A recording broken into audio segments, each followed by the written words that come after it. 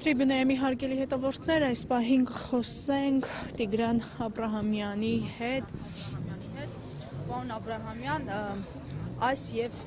նմանատիպ այլ դատական նիստերի մասին, երբ կավարտվի այս շղթան ըստ ձեզ եւ արդյոք կավարտվի հաշվի առնելով Փաշինյանի վստահեցումները, որ իրենք ամուր են, տոկուն են եւ փոխել են ապագան արդեն այսօր է փաստորեն։ Եթե տոկուն են, ինչ են ամեն օր խոսում դրա տոկունության մասին, կամ եթե իրանք ունեն վստահության այն մակարդակը, բա ինչի է նրանց կազմակերպված միջոցառումները բացառապես հիմքում ունեն վարչական ռեսուրս, որը ոչ միայն մենք ենք ասում, այլ նաև արտահայտված է փողոցներով, լուսանկարներով, տարբեր այլ հիմնավորումներով, որոնք մեր քաղաքացիների համար դառել են արդեն իսկ սովորական, սրանց նրանց բերելով, քշելով, տարբեր միջոցառումների մասնակից դարձնելով եւ այլն։ Երկրորդը ձեր հարցը ունի շատ կարճ պատասխանային տեսանկյունից, որ այս ամեն ինչը կապված է բնականաբար քաղաքական դերակատարից, այդ դերակատարը Փաշինյանն է եւ բնականաբար սա շղթան կարող է ավարտել այն ժամանակ, երբ որ Փաշինյանի գլխավորած կառավարությունը այլևս չի լինի եւ նրա բերած բարքերը, որը շատ բնորոշ է ավտորիտարիզմին, իրենց էլեմենտներով պարզապես կհեռացվեն։ Այս ամեն ինչը, որը նաև այս տարվա ընթացքում է ուղեկցում, սկսած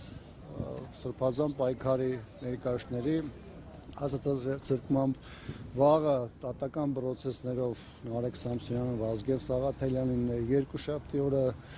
արդեն Դավիթ Համբարձումյանի գործով վերաքննիչն է, դրան հաջորդելու է նաև Միքայել Սրբազանի գործով վերաքննիչը, ինչը ի դեպ իշխանությունը ամեն կերպ ձգձգում է եւ այդ դատական նիստը անդադ հեռացնում է իրականությունից։ Բայց մենք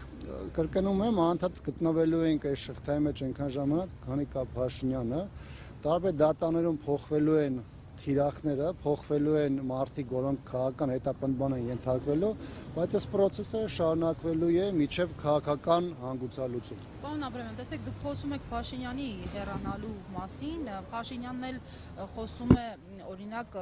Կտրիչ Ներսիսյանի, այսպես ասած, Գարեգին II-ի վեհափառ հայրապետի իր բնորոշմամբ անուն-ազգանով է, Ավազանյանով է դիմում, իբրև թե ուզում է անհարգալից լինել վեհափառի հանդեպ, ամեն դեպքում նրա հեռացման մասին է խոսում եւ նշում է իր ուզելով չի, Սերժն էլ չէր ուզում, հա այդպես ասեց երրորդ նախագահի նկատի ունենալով, կհաջողի այս անգամ։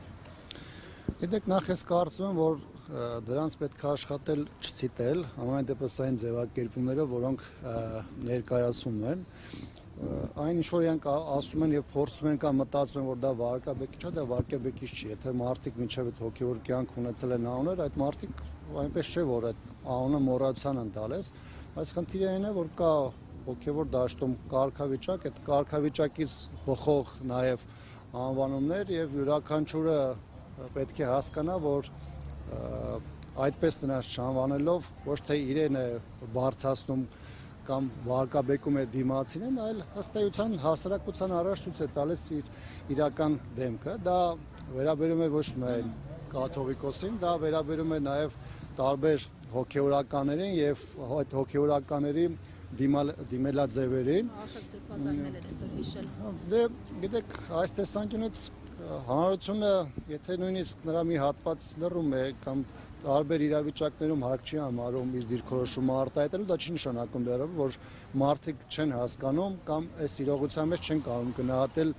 իրական իրադրությունը, ու մի կարևոր հանգամանք էլ տեսեք, այդ իրադավ հոգեորականների հետ կապված հիմա երբ որ սրանք խոսում էին արժեքային համակարգի մասին, խոսում էին բարոյական նկարագրի մասին, իրենք հասարակության համար այդ իրադավ հոգեորականների միջոցով ներկայացրին ընտրությունը, ասել են, թե իրենք ինչն են ուզում ինչով փոխել։ Եվ հանրությունը ստեղծված իրավիճակում իր դիրքորոշումը արտահայտում է հայ առաքելական եկեղեցու միջոցառումների իրենց ներկայացության, մասնակցության, որոնք վերջին 6 ամիսների ընթացքում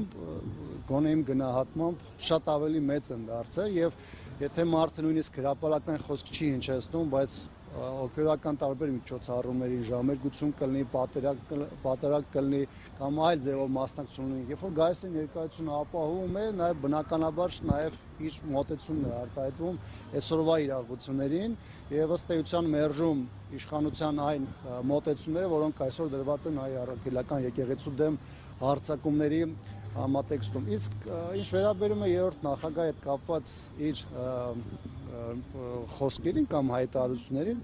ապա հասարակությունը տեսել է, թե ինչ էր այդ ժամանակ հայտարարում գործող իշխանությունը, ինչ էին հայտարարում դրանց գործող դեմքերը, ինչ էին խոս տալիս հասարակությանը եւ ի վերջո որ կետին վերեցին եւ հասվեցին եւ այսօրվա օրով իրենց մերժված օրակարգը, որը հասարակության կողմից չունի ընդունելություն եւ չունի աջակցություն, դա այն գնահատականն է, որը 2018-ին իրենք ունեցել են, փորձելով խաբել, զրպարտել, մարդկանց լրիվ այլ խոստումներ տալ, բայց ժամանակը ցույց է տվել, որ հասարակությունը լրիվ այլ բան է ստացել։ Այսինքն չի հաջողվում։